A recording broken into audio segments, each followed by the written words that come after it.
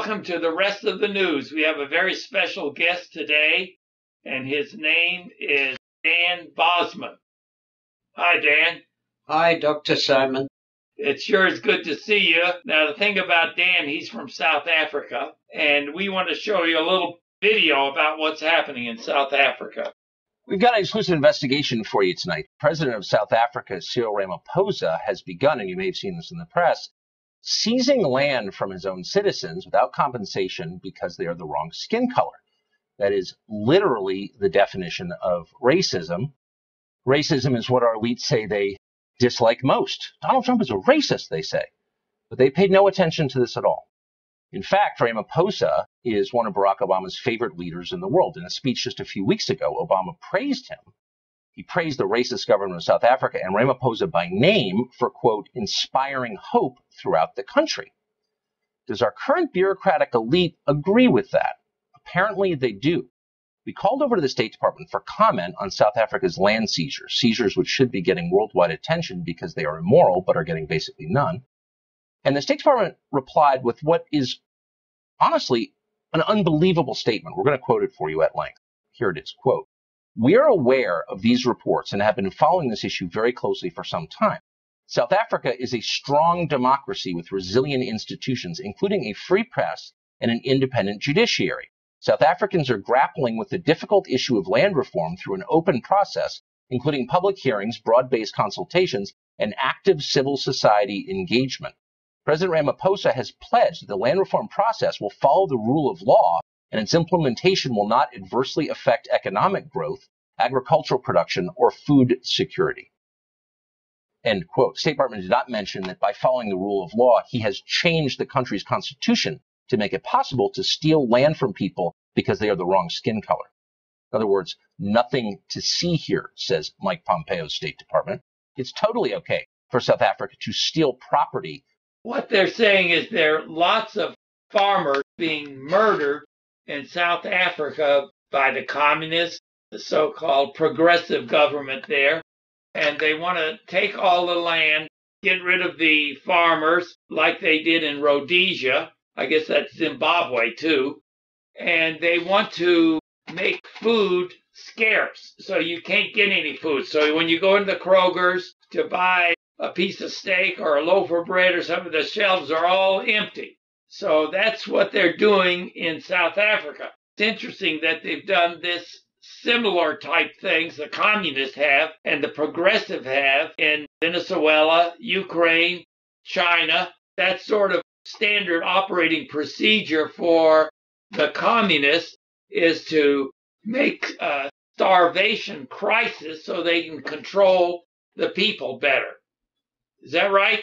Yeah, it seems that that's what they envisage and what they'd be able to do. The media here in the United States is trying to cover up the whole situation. They don't want anybody to know that this is happening. Now, here's Fox News. They're putting a segment on, and they're talking about it a little bit. But other than that, they do not want anybody to know that the progressives in South Africa are murdering all these farmers and taking their land and trying to create a starvation crisis like they did in Ukraine, in China, and Venezuela. Yeah, that is most certainly the case. It is a socialist plan all over the world. It seems like communists don't want anybody to know it, and the media doesn't want anybody to know it. It's just very underhanded. The wall factors into this whole situation because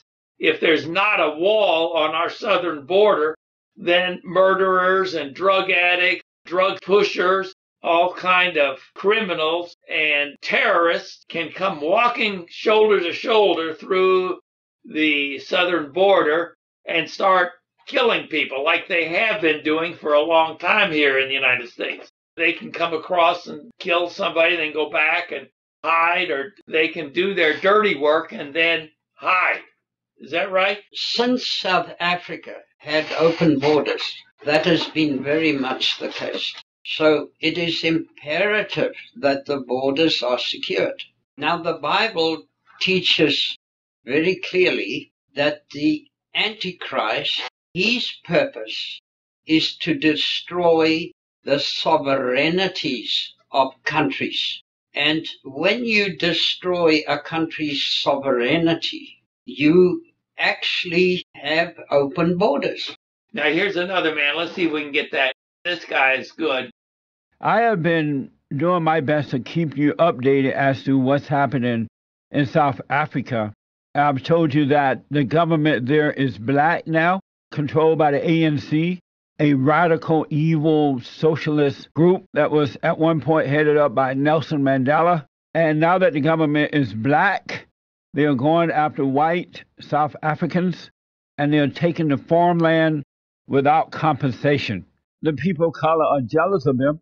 I have with me Willem Petzer, and Willem is a South African Boer, which is to say a white South African, an independent reporter on YouTube, and he's been talking about this situation in South Africa. Willem, thank you so much for coming on. I appreciate it. Tell the folks exactly what's happening there with the white farmers. It's actually quite bad news for us. The last week, the first 2 farms have been expropriated, or the state has tried to expropriate them without compensation. So what happened was the state told the farmer he had 5 days to get off the farm and give his keys to the farm to the state, hand over his keys, and then the farmer got a court order, a restraining order against the state. So the restraining order at the court against the state now still stands, but the state is prepared to fight to take the farm without compensation. Is this being widely reported in South Africa? Are the people aware exactly what's going on? It's very widely reported in South Africa by our mainstream news. Our mainstream news called News 24 actually told us, oh, it's not going to happen, it's not going to happen, it's not going to happen over and over and over again. And we have this one group here, AfriForum, they told us, listen, this is the list, it's going to happen. And they released a list of farms of who the state are going to expropriate without compensation. The mainstream news always told us it's not going to happen. AfriForum is lying to us. And then just a week ago, the first 2 farms were expropriated. And the first 2 farms are actually also the first 2 farms on the list that was released. And that was the list that we reported on this end as well. What caused you to begin reporting on what's going on there? I felt it as a part of my calling. I'm studying theology right now. According to News Corp Australia, a record 400 farmers were attacked in 2017, between 1 to 2 killed every week. Is that true? Yeah, that's the official police statistics that we have. About 2 farmers are attacked per day and about 2 are killed per week. The statistics that we have at AfriForum says that there were 438 farm attacks in total last year. I would like to know, why did white South Africans allowed to get to this point before they start fighting back? I would say the biggest problem that we had was massive propaganda against us by the communists. And the fact that the Afrikaner is an extremely religious people, and the churches basically started to incorporate this communist propaganda in their sermons in the 70s and more so in the 80s. We had this one guy in our biggest church here called the Dutch Reformed Church. His name was Johan Heinz, and he was basically a communist propagandist, and he worked his way up to become the moderator of the Dutch Reformed Church. And so when I report that predominantly black now, right? And it's controlled by the ANC. Is that true? Yeah, the ANC controls almost 60%, and then the EFF, which is basically a more radical version of the ANC, controls about another 7%. The thing that we see here is the EFF, who controls 7%, are actually the ones making the policies, because the EFF pushed for a policy, and then a few years later, that's the ANC's official policy, and that's been happening every time. I read that the farmers' lives are at risk and that there are blacks who are going out to the farmlands and they are robbing and stealing and killing, and nothing is being done about that. Is that true? I wouldn't say nothing's being done about it. Of course, the normal crime procedure is done against them, but the problem that we have is that it's not being treated as a special problem, because it's a very big problem. It happens all the time. Actually, a good friend of mine, his name is Ernst Roots, he recently wrote a book that he did a lot of research for, in which he proved government complicity in these farm attacks. And I also read many of the whites who are being killed don't believe that this is racial, that is happening because of their race, that they're white, and so they're not armed and they're not protecting themselves. Is that true? I would say the older generation, in their minds, they still live in the old South Africa. So in their minds, they are still safe and everything. I would say the younger generation is a lot more aware of what's going on around them and they arm themselves to the teeth. Have these attacks affected your family in any way so far? My great aunt and great uncle were actually murdered in such a farm attack. They were tortured for about 6 hours, and then the farm attacker took their blood and he wrote on the walls messages like 666. What's going to happen? How's this whole thing going to end? All we can do is prepare for the worst and pray that the worst doesn't happen. And so is it true that some white farmers are stuck there because they're poor, they can't afford to leave? Tell us, what should we be doing to help you guys over there? Well, especially now, it's not possible for farmers to leave anymore because they won't be able to sell their farms in the situation the country is in, because the farms are now all worthless to people because nobody would want to buy it in a country where the state explicitly said that they are going to take it away without compensation. These farmers aren't able to sell their farms anymore, and that's a bit of a problem. If you say, what can you guys do to help that side? One thing that I have realized that's really been helping a lot is if different churches start to connect amongst each other and to South Africa, where people come together and pray and they lobby for the government to do something. I know in Australia this has worked extremely well. And the reason for that would be because there are quite a lot of expats in Australia from South Africa who are pushing this story quite a lot in Australia. That helped with Australia, and that has even got the government of New South Wales to sign a petition. I've got it on my Twitter page, or not a petition, I forgot what you call that in English. But let me just find it on my Twitter page here. I know that Australia has taken a lot of white South Africans in. Are there some who are trying to come here to the United States? I know of a few, but not many, not as many as Australia. I would say the most expats in South Africa, or South African expats, do live in Australia now. We have about 1 million expats, or South Africa has about 1 million expats, 1 million white expats, of which by far the largest part live in Australia, because a lot of people has already left the country. They passed a motion in Australia. Motion that was passed reads as follows. New South Wales Legislative Council, the House notes Articles 2 and 3 of the Convention of Prevention of Punishment of the Crime of Genocide, that this House strongly condemns any calls of killing, marginalization, persecution, victimization and targeting of any racial group in the Republic of South Africa by its officials, past and present, especially as we've seen in the case of white South Africans, and any law that unjustly expropriates lands from any individual without fair, just, and equitable compensation put and passed. So that's quite a victory for us, having the first foreign government condemn the actions of the South African Communist government. Well, that tells you a lot about it. Yeah, now that gentleman there was Jesse Peterson. Jesse Peterson. He is good.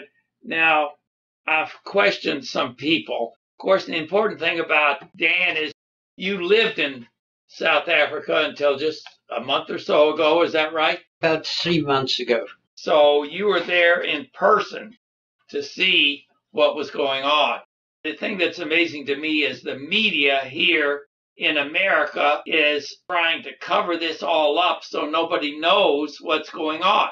Well, the media is totally controlled by the global elite. They manipulate the media. They control the media. That's why Donald Trump, They hate it. Donald Trump accuses them of spreading fake news. There's nothing objective anymore that journalism should be.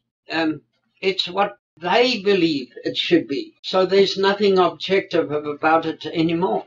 This movie we just showed you, we would like to send you a copy of that DVD. About an hour, I think, of news coverage from Fox News, other sources. We'll send you that for free. All we'd like you to do is to call 895-5025 right now. 895-5025. I believe Cindy is there to take your call. If she's not, you can just leave your name, spell your name and address, leave your phone number on the answering machine. Now, the other thing that's terrific is this book, which is called The Killing of Uncle Sam by Rodney Howard Brown. Now, we talked about this last week, and Rodney Howard Brown called in on the program and told us about it. And he also sent us 100 free copies of this life-changing book. In other words, you need to get a copy of this. And all you have to do is call that same number, 895-5025. And Cindy will take your name. The books came in today, so we'll be able to send that to you, or if possible, you can come and pick it up. It's a big book. It's over 400 pages, about 450 pages. It's a big book, and it's heavy, and it's going to cost something to send it to you, but we'd love to have you come by and pick it up.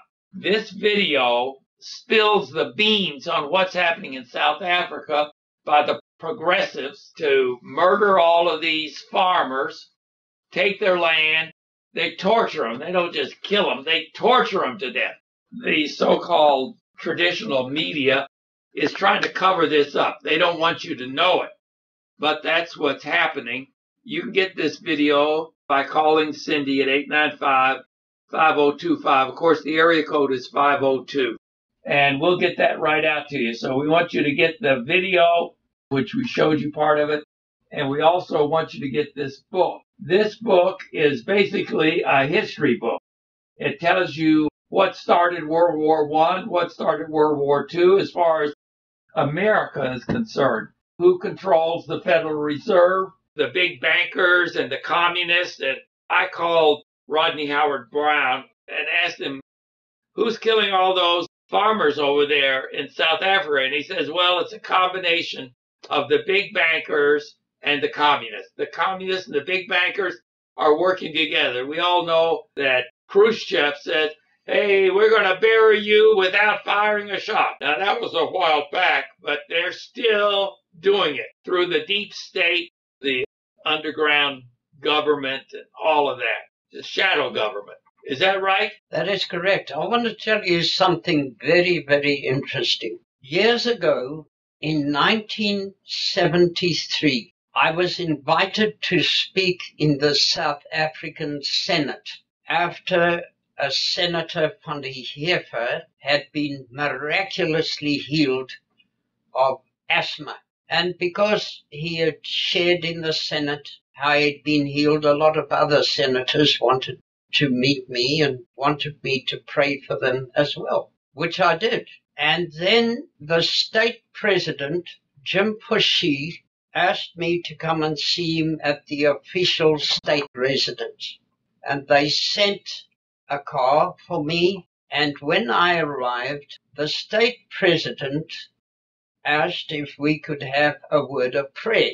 And I was quite amazed because I did not know that these people actually pray. But we went down on our knees, and when we stood up, the state president put his hand on my right shoulder and said, Dan, God has given you a wonderful ministry to explain God's word.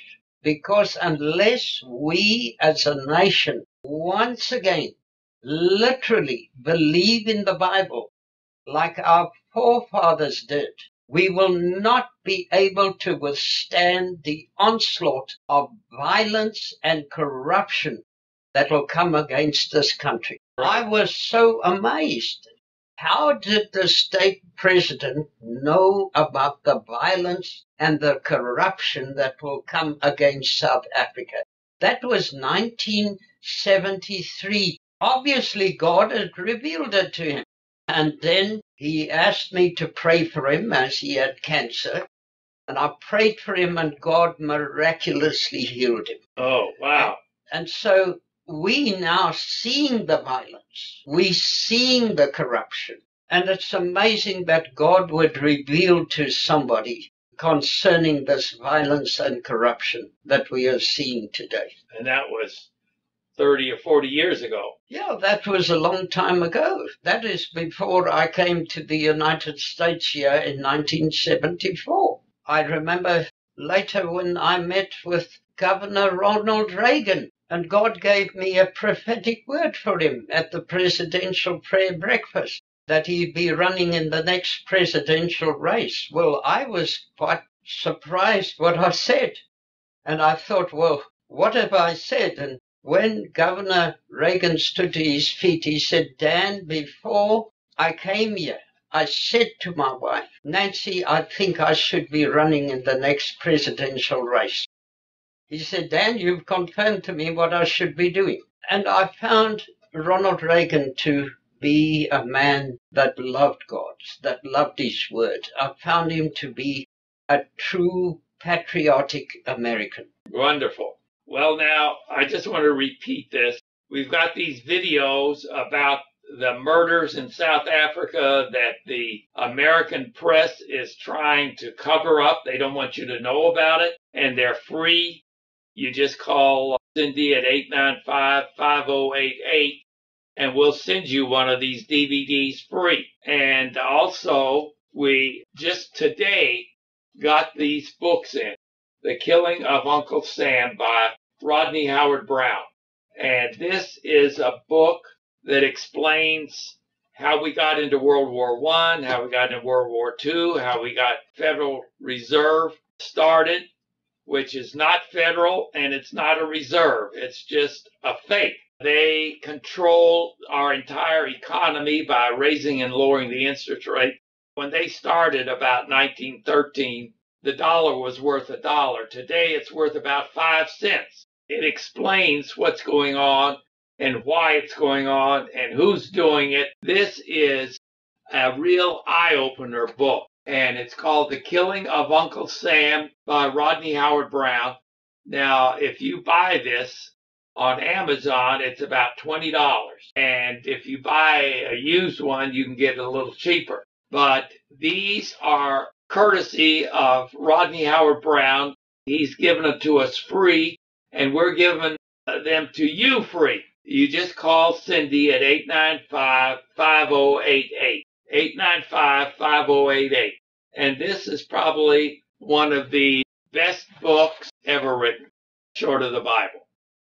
It's really an eye-opener. So you really need to call Cindy right now, 895-5025. If possible, come by the AFA office and pick it up. It is a fantastic book. And Dan Bosman is our special guest today from South Africa and is confirming what's on the video and what's going on in South Africa. And the video explains it all. And we'll give you the video too. When I hear all of this corruption, I say to them, well, what can we do about it? What can we do about it? So get the book, get the DVD. Here's something else you can get. This is the Jesus video. The Jesus video. Now, the Jesus video is the birth, the life, the miracles, the crucifixion, the resurrection, and then an invitation. And they're all on this. You can get it in about 20 different languages, whatever you want. And the number to get them for free is on the back. And we'll send you that for free.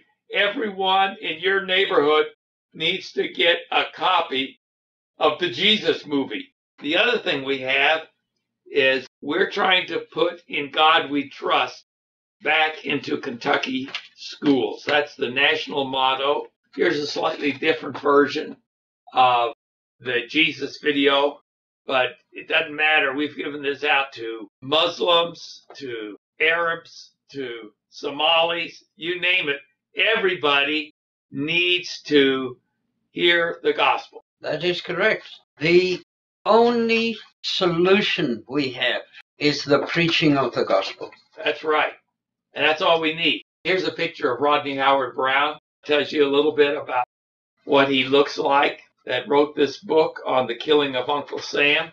And the other thing we're trying to do is this petition. This petition is to put In God We Trust back in our schools. Now, Arkansas has already passed this bill, And they're in the process of putting In God We Trust in every single one of their public schools. And we got their bill, and we're in the process of trying to get it passed. But we need you to sign this and send it back. And when it comes up for a vote, we'll give you a robocall and tell you the bill number, and you can call Frankfurt and ask your state senator and your state representative to go ahead and pass that bill and put God back into our public schools. So with God's help, we can do that. So it's an exciting time.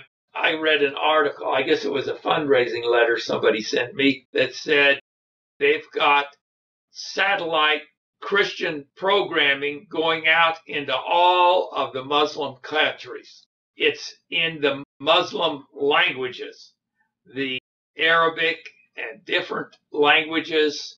And so everyone in the Middle East is hearing the gospel, and there's a great turning to Jesus in the Muslim countries. And of course, the Muslims are trying to find out where it's coming from so they can kill them, but it's going in up to a satellite, and they can't find the satellite. They can't find who's doing it.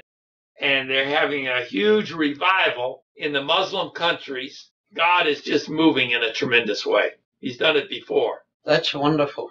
And this Jesus video is in several different languages.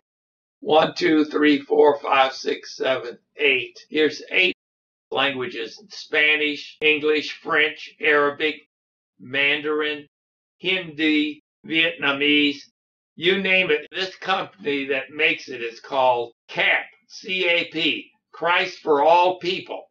They'll send you this. There's a toll-free number on the back, and you can call that. They'll send you 100 or 500 or 1,000, and you give them out in your church. There'll be a revival, and you call us, and we'll send you this petition and get everyone in your church to sign that petition.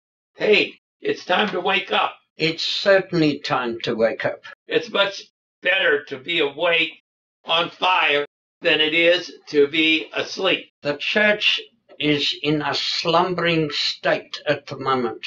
And it's only when the Holy Spirit really is given his rightful place in the church that the Holy Spirit can manifest himself. Something great is happening. Brother Dan, we're out of time. We'll have to leave you now, but call that number and get all this free stuff. It's 895-5025, and we'll get this all out to you in the mail, so tune in again next week for the rest of the news. Hi, I'm Dr. Frank Simon. I'm an allergist and family doctor, board certified in both allergy and internal medicine. I specialize in allergy, headaches, sinus, hives, cough, asthma, hypertension, and diabetes. We're located at 1404 Browns Lane near Norton Suburban Hospital. Our phone number is 895-5088. We can see you tomorrow.